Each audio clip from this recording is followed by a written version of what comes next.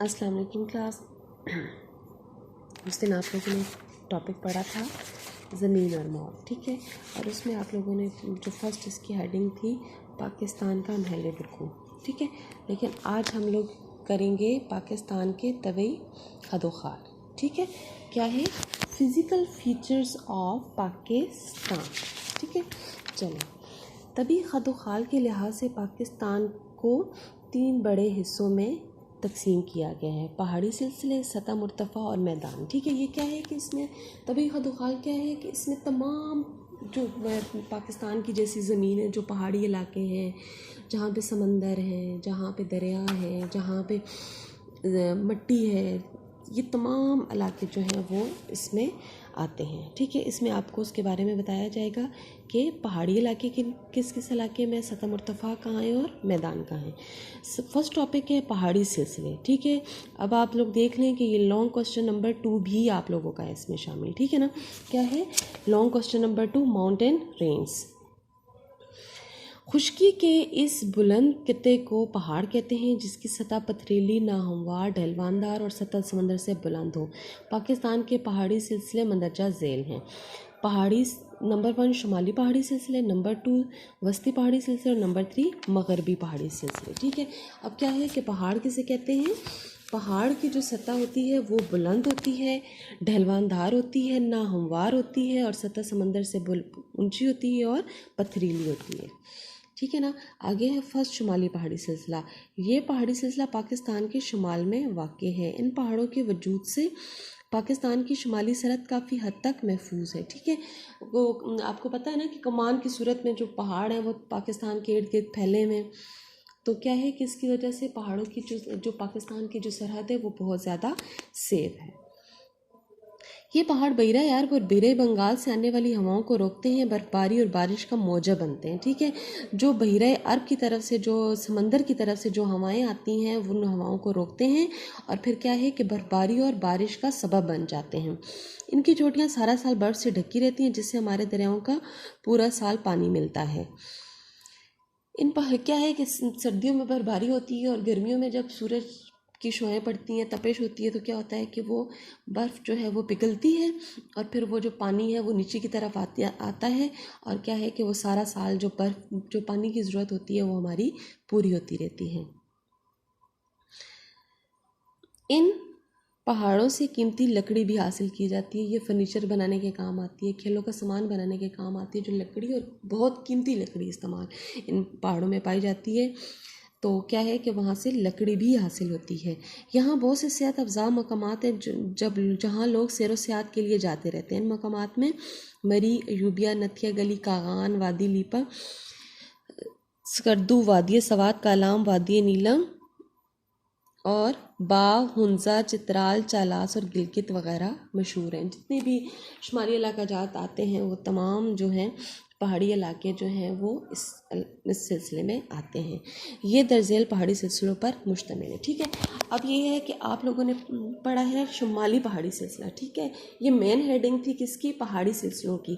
اور آگے اب آپ لوگ اس کی سب ہیڈنگز پڑھیں گے. اب آپ لوگ یہ بات نوٹ کر لیں کہ شمالی پہاڑی سلسلے میں کون سے پہاڑی سلسلے آتے ہیں. ذیلی, ہمالیہ یا شفالک کی پہاڑیاں. یہ پہاڑی سلسلہ دریائے سندھ کے مشرق میں ہے اور کوہ ہمالیہ کے جنوبی شاخ ہے جو شرقاً غرباً پھیلی ہوئی. اس کو شوالک کا پہاڑی سلسلہ بھی کہتے ہیں. اس کی مشہور پہاڑیاں پبی کی پہاڑیاں ہیں جو ہزارہ اور مری کے جنوب میں واقع ہیں, ٹھیک ہے. دیکھیں یہ اس سائڈ پہ پشاور والی سائڈ کی ہیں, ٹھیک ہے. دیکھ لیں, میں نے آپ لوگوں کو کلاس میں بھی یہ بات سمجھائی تھی کہ یہ ہمارے قریب کے جو پہاڑی سلسلے ہیں وہ سارے اس میں آتے ہیں, ٹھیک ہے. ان کا مغربی سلسلہ پہاڑ میں پاکستان میں جبکہ زیادہ تر حصہ بھارت میں واقع ہے. ہمالیہ صغیر کا پہاڑی سلسلہ, یہ سیکنڈ سب ہیڈنگ ہے, ٹھیک ہے. ہمالیہ صغیر کا پہاڑی سلسلہ شمالی کی پہاڑیوں کے شمال اور ان کے متوازی مشرق سے مغرب تک پھیلا ہوا ہے. پیر پنجال یہاں کا سب سے بلند پہاڑی سلسلہ ہے. اس سلسلے کی مشہور صحت افزا مقامات مری, ایوبی اور نتھیا گلی وغیرہ ہیں, ٹھیک ہے. دیکھیں تقریباً 800 to 1600 یہ بلندی پہ ہیں، ٹھیک ہے نا. یہ میں نے آپ کو کلاس میں بھی یہ بات بتائی تھی کہ یہ کافی بلندی پہ ہیں، تقریباً 800 سے ان کی بلندی سٹارٹ ہوتی ہے اور یہ 1400 1600 تک جاتی ہے، ٹھیک ہے. ہمالیہ صغیر کا یہ مختصر حصہ پاکستان میں اور باقی مقبوضہ کشمیر اور بھارت کے شمال میں ہے.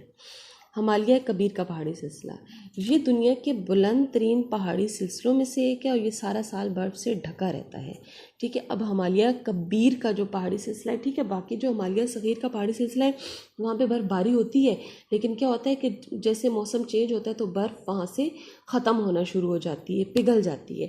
لیکن ہمالیہ صغیر کا جو ہے سلسلہ یہ سارا سال برف وہاں رہتی ہے، ٹھیک ہے. مطلب یہ بہت زیادہ ٹھنڈے علاقے ہیں.